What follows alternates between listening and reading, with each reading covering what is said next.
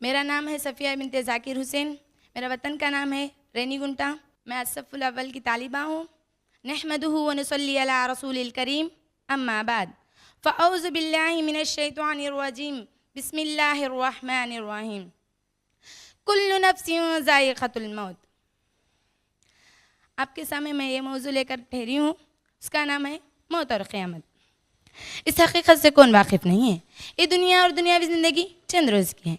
इंसान इस दुनियावी ज़िंदगी में एक मुकर्ररा मुद्दत के लिए पैदा किया जाता है और अपनी मुकर्ररा मुद्दत ख़त्म हो जाने के बाद मर जाता है।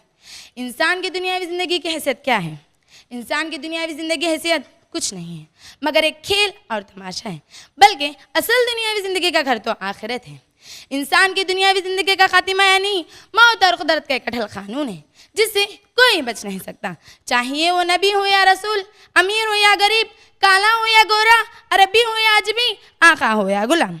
अल्लाह तबारक व तआला ने सूरह आल इमरान में इरशाद फरमाता है, कुल्लु नफ्सिन ज़ाइक़तुल मौत। हर इंसान को मौत का मज़ा चखना ज़रूरी है। इंसान के चलती फिरती हंसती गाती ज़िंदगी अल्लाह तबारक व तआला की अमानत है। अमानत का मालिक वो नहीं हो सकता जिसके पास अमानत होती है, बल्कि अमानत का मालिक वो होता है जिसकी वो असल चीज़ होती है। चलिए मैं इसके ताल्लुक से एक वाक़या सुनाती हूँ जिससे आपको मालूम हो जाएगा कि अमानत क्या है। किसी ज़माने में एक दीनी आलिम मर्द था। अचानक उनकी बीवी का इंतकाल हो गया। उनको अपनी बीवी की मौत और उनकी जुदाई की इस कदर तकलीफ आ गई, वो गम के मारे निढाल हो गए थे। उन्होंने अपने आप को अपने मकान में बंद कर लिए। न किसी से मुलाकात करते थे, न किसी से गुफ्तगू करते थे, न किसी आवाज़ से घर से बाहर निकलते थे। एक मरतबा एक औरत ने उनके दरवाजे पर आई और आवाज़ दी। उन्होंने बाहर नहीं निकले। उस औरत ने कही, आपसे मैं एक मसले का जवाब चाहती हूँ। अगर आप इस मसले का जवाब नहीं देंगे तो मैं इस जगह से नहीं हटूँगी, चाहिए मेरी जान भी चले जाए। तो उस वक्त आलिम ने मजबूर तौर पर बाहर निकलाए और कहा, पूछ, क्या पूछना चाहती हूँ? तो औरत ने कही, अय जनाब, एक मरतबा एक औरत ने मेरे पास आई और अपनी कीमती ज़ेवर को बतौर अमानत मुझे दे गई, लेकिन अचानक आज वो बगैर इत्तला के मुझसे ले गई। उस कीमती ज़ेवर मेरे हाथ निकल जाने से मुझे इस कदर गम है कि मैं क्या करूं? तो आलिम ने कहा, क्या तू पागल हो गई हो? वो जिसकी अमानत थी वो अपनी चीज़ वापस ले गई, तो तुझे इस कदर गम करने का क्या हक़ है? तो औरत ने कही, यही तो बात है, आपकी बीवी की ज़िंदगी भी तो अल्लाह तबारक व तआला की अमानत थी।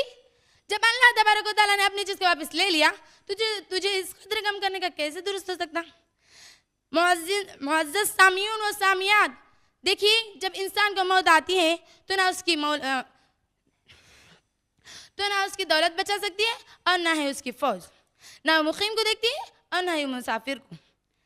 किसी शायर ने क्या ही खूब कहा, आ जाती है वहाँ मौत जहाँ घर नहीं होता, आ जाती है मौत जहाँ घर नहीं होता, बहुतों को कफन तक भी मैसर नहीं होता।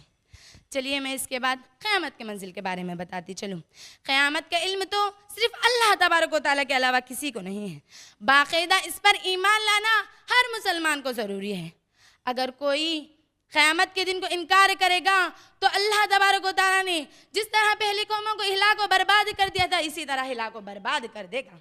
क़यामत के दिन सारे मखलूक परेशानी में पड़े हुए होंगे। हर कोई अपने अपने नफ्स की फ़िक्र पड़ी हुई होगी। हर शख्स को अपनी अपनी नफ्स की फ़िक्र पड़ी हुई होगी। हर कोई अपने गुनाहों के मुताबिक पसीने में डूबे हुए होगा। उसके बाद चंद लोगों की निगाहें नीचे झुकी हुई होगी और उन पर अल्लाह तबारक व तआला की ज़िल्लत छाई हुई होगी, और वो उन लोगों की होगी जो दुनिया में अल्लाह और उसके रसूल सल्लल्लाहु अलैहि वसल्लम के बातों को छुटलाते थे। उसके बाद अल्लाह तबारक व तआला ने हिसाब व किताब को नाम अमल के तौर पर दिया जाएगा। जिसके नाम अमल अच्छे होंगे और वो गुनाहों से महफूज रहेगा तो उसके नाम अमल बाएं हाथ में दिया जाएगा। जिसके नाम अमल बुरे होंगे तो उसके नाम अमल बाएं हाथ में दिया जाएगा। जिस शख्स के नाम अमल बुरे होंगे तो उसके लिए जहन्नम नसीब कर दी जाएगी। हदीस में आता है कि नबी करीम सल्लल्लाहु अलैहि वसल्लम ने फरमाया, क़यामत के दिन मौत को एक मेंढे की शक्ल में लाया जाएगा, जन्नत और जहन्नम के दोनों दरमियान खड़ा दिया जाएगा और जन्नतियों और जहन्नमियों से पूछा जाएगा, क्या तुम इसको पहचानते हो? क्या है? तो जवाब देंगे, हाँ अल्लाह तबारक व तआला, ये तो मौत है। तो कहें तो अल्लाह तबारक व तआला ने उसके बाद उसको ज़बह कर देगा और ऐलान कर देगा, ऐ अहले जन्नतियों, तुम्हारे लिए जन्नत दाइमन के लिए है, तुम उसमें चले जाओ, तुम्हारे लिए मौत नहीं आएगी। इसी तरह जहन्नमियों के लिए ऐलान कर देगा, ऐ जहन्नमियों, तुम्हारे लिए जहन्नम का अज़ाब दाइमन है, तुम उसमें चले जाओ, तुमको हरगिज़ मौत नहीं आएगी। देखिए अजीज़ सामीन व सामियात, जब इंसान को मौत आ जाती है तो कोई नहीं बचा सकता। जब क़यामत के दिन खड़ जाता है तो अल्लाह तबारक व तआला के अलावा वो क्या भी नहीं बात कर सकता।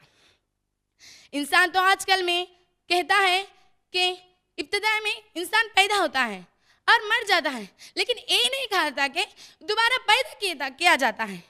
हरगिज़ नहीं। अल्लाह तबारक व तआला इब्तिदाई में पैदा करता है और दोबारा मौत देता है, तो उसके लिए दोबारा जिंदा करने में क्या मुश्किल है। अब हमें चाहिए कि अगर अपने रिश्तेदारों में किसी की फौत हो जाए तो उस पर सब्र करें। आखिर में मैं अल्लाह तबारक व तआला से दुआ करती हूँ कि अल्लाह तबारक व तआला हम तमाम को मरने के बाद जन्नतुल फिरदौस में आला साला मुकाम अता फरमाए। आमीन सुम्मा आमीन।